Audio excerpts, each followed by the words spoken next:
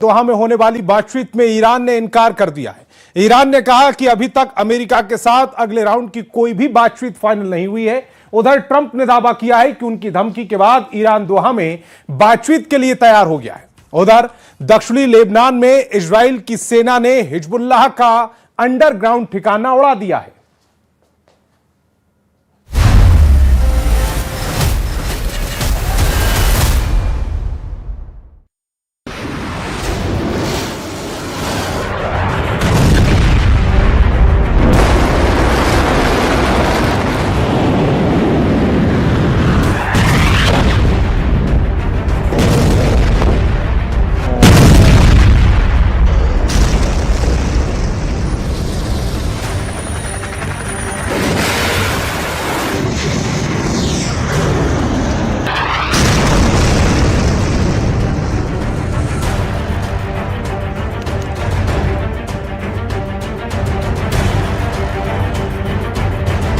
Israel जंग से पीछे नहीं हटेगा। डबल डील को इजराइल ने जलाना शुरू कर दिया है। तेल अवीव की आर्मी ने दक्षिणी लेबनान में हिजबुल्लाह के अंडरग्राउंड ठिकानों को जोरदार धमाकों से उड़ा दिया। उधर कतर में अमेरिका और ईरान की बैठक से पहले ही ईरान ने बैलिस्टिक ताकत का ट्रेलर दिखा दिया है।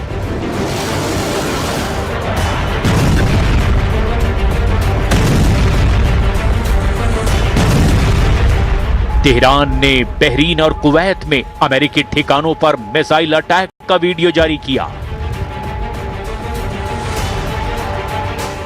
ट्रंप, तेहरान, हॉर्मुज और दोहा, मिडिल ईस्ट में फिर वही चार नाम जो तय करेंगे कि युद्ध होगा या शांति होगी। एक तरफ हॉर्मुज में अमेरिकी युद्धपोत की हलचल है, दूसरी तरफ तेहरान से बैलिस्टिक ताकत का ट्रेलर, तीसरी तरफ कतर की राजधानी जहां डील के लिए कूटनीति की मेज सज रही है। क्या ट्रंप मिलिट्री तैयारी पूरी करने के बाद बातचीत की टेबल पर बैठने जा रहे हैं? क्या ईरान हॉर्मुज को अपनी सबसे बड़ी ताकत बनाकर अमेरिका से डील करने जा रहा है? क्या अगले 48 घंटे में पूरे मिडिल ईस्ट की दिशा बदलने वाली है? क्या जो डील अमेरिका और ईरान में फाइनल हुई थी वो दोहा में टूट जाएगी? क्या ईरान कभी भी अमेरिका की शर्तों पर राजी नहीं होगा? क्या ट्रंप कभी भी ईरान को नहीं झुका पाएंगे? So Iran, as Secretary Rubio just said, Iran has a choice to make. It's going to be a responsible nation, or it can continue down this path to absolute ruin. And don't think for a second that President Trump isn't going to leave every option on the table to achieve not just our aim, the entire world's aim, that Iran never has a nuke. America deal करना चाहता है, लेकिन वो नहीं चाहता कि Iran के पास कभी भी किसी भी सूरत में न्यूक्लियर हथियार हो। उधर ईरान डील के लिए तैयार है, अमेरिका से बात भी कर रहा है, लेकिन अभी भी न्यूक्लियर प्रोग्राम पर उसका रुख एकदम सख्त है।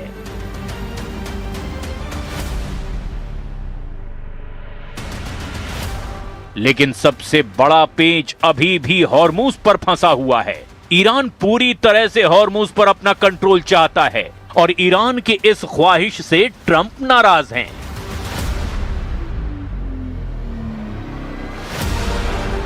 और यही पेच अमेरिका और ईरान के बीच चल रही डील को पटरी से उतार सकता है। ईरान चाहता है कि हॉर्मुज में जो भी नियम बने वो उसके हिसाब से हो, मतलब ईरान को हॉर्मुज का फुल कंट्रोल चाहिए।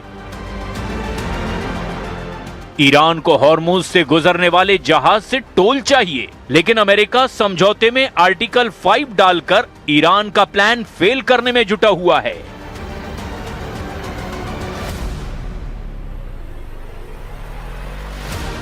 आर्टिकल में कहा गया है कि ईरान 60 दिनों तक अपनी पूरी कोशिश करेगा कि फारस की खाड़ी और ओमान की खाड़ी के बीच आने जाने वाले कारोबारी जहाज पूरी तरह से सुरक्षित गुजरें।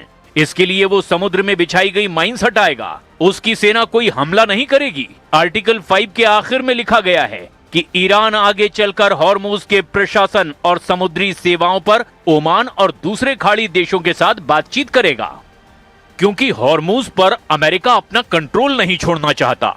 2 दिन पहले अमेरिका और ईरान के हमले से यही लगा कि दोनों के बीच फिर से जंग शुरू हो गई है। हॉर्मुज में ओमान की तरफ से गुजरने वाले जहाज पर हमला हुआ। हमले का आरोप ईरान पर लगा और इसके बाद अमेरिका ने तेहरान के ठिकानों पर हवाई हमले कर दिए।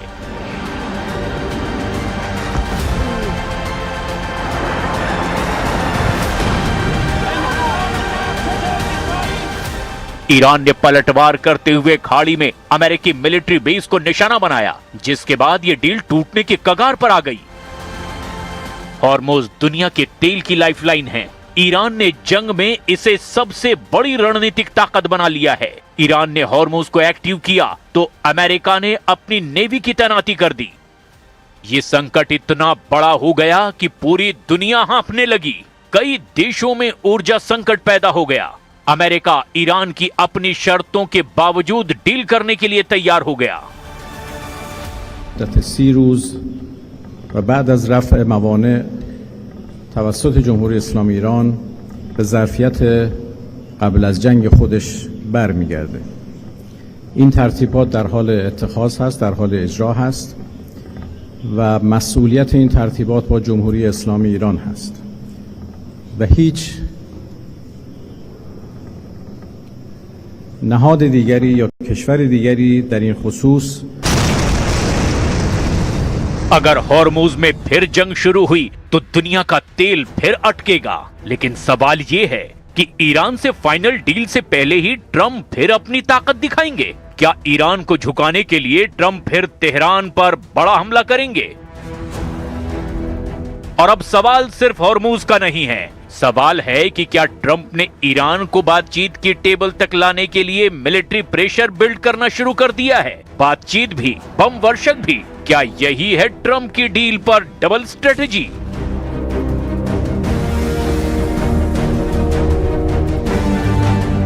बातचीत से ठीक पहले अमेरिका ने पूरे मिडिल ईस्ट में अपनी सैन्य मौजूदगी बढ़ा दी है। अरब सागर से लेकर फारस की खाड़ी तक अमेरिकी युद्धपोत लगातार गश्त कर रहे हैं। अमेरिका के एयरक्राफ्ट कैरियर फिर से अलर्ट मोड में आ गए हैं। मिडिल ईस्ट में फिर से मिसाइल डिफेंस सिस्टम एक्टिव हो चुके हैं और अमेरिका की एयरफोर्स के कई स्ट्रेटेजिक बॉम्बर पहले से तैयार रखे गए हैं। मतलब बिल्कुल साफ है, अगर बातचीत सफल हुई तो अमेरिका इसे अपनी सबसे बड़ी कूटनीतिक जीत बताएगा। लेकिन अगर बातचीत टूटी तो ट्रम्प इसे अमेरिका का अगले मिलिट्री ऑपरेशन का आधार बना सकते हैं।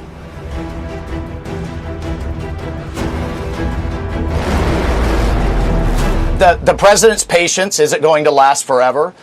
Discussions are ongoing, particularly at a technical level of how to get inspectors in, the downblending, and the other pieces that are focused on ensuring Iran never has a nuclear weapon. But they need to understand their leverage is diminishing by the day. The Gulf Arabs are creating all kinds of alternatives to the Straits of Hormuz. The UAE is moving oil through its pipeline that it's expanding. The Saudi Arabia is moving oil through its pipeline that it's expanding. We will create alternatives to our basing. Iran के पास 6 lakh active सैनिक हैं, 10 लाख युद्ध volunteer हैं। कुल मिलाकर Iran के पास अभी भी बड़ी ग्राउंड फोर्स है। ईरान के पास 1000 से लेकर 3000 किलोमीटर की रेंज वाली 3000 से ज्यादा मिसाइलें हैं, सबसे ज्यादा मिसाइलों का जखीरा। इसके अलावा ईरान के पास लो कॉस्ट अटैक ड्रोन की बड़ी संख्या मौजूद है, जिसका ट्रेलर वो अमेरिका और इजराइल के साथ खाड़ी देशों को भी दिखा चुका है। दूसरी तरफ उसके प्रॉक्सी ने जंग का दूसरा मोर्चा भी संभाल रखा है। यही वजह है कि अमेरिका सिर्फ ईरान को नहीं देख रहा, उसकी नजर पूरे प्रॉक्सी नेटवर्क पर है। लेबनान में हिजबुल्लाह, यमन में हूती, इराक में ईरान समर्थित लड़ाका ग्रुप, सीरिया में मौजूद हथियार बंद संगठन। अगर डील फेल हुई तो पूरा मिडिल ईस्ट एक साथ भड़क सकता है।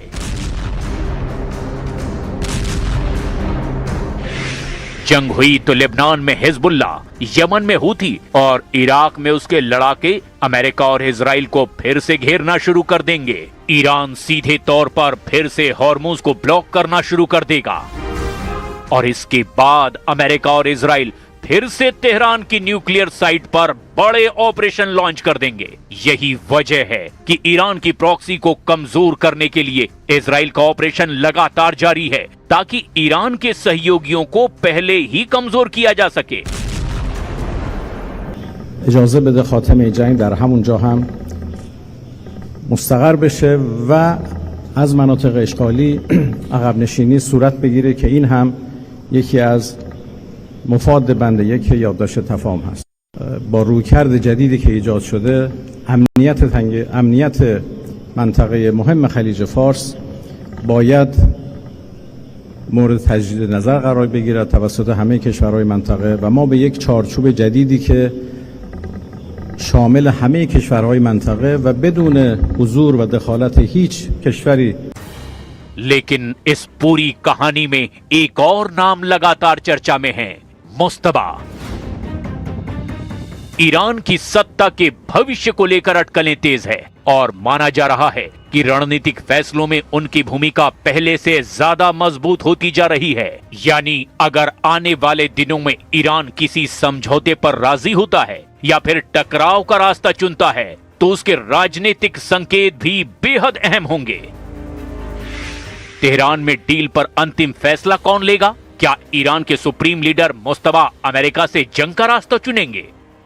यही वजह है कि दुनिया की निगाह सिर्फ ट्रंप पर नहीं, तेहरान की सत्ता के अंदर चल रही हलचल पर भी है। इस पूरे संकट का असर सिर्फ युद्ध तक सीमित नहीं है। अगर हॉर्मुज फिर असुरक्षित हुआ तो दुनिया भर में तेल की सप्लाई प्रभावित हो सकती है, कच्चे तेल की कीमतें उछल सकती हैं, समुद्री बीमा महंगा हो सकता है और कई देशों की अर्थव्यवस्था पर दबाव और ज्यादा बढ़ सकता है।